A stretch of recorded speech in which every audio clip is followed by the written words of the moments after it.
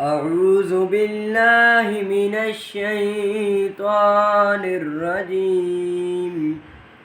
بسم الله الرحمن الرحيم. إن الله لا يستحيي أن يضرب مثلا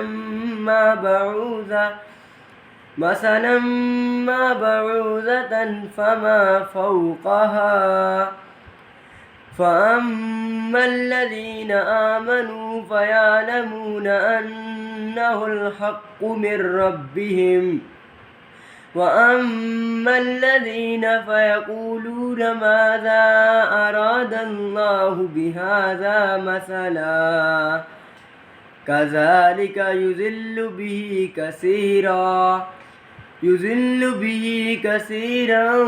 ويهدي به كثيرا، وما يضل به إلا الفاسقين الذين ينقضون عهد الله من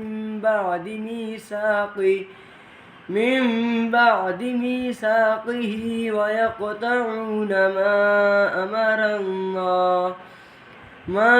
أمر الله به أن يوصل ويفسدون في الأرض، أولئك هم الخاسرون.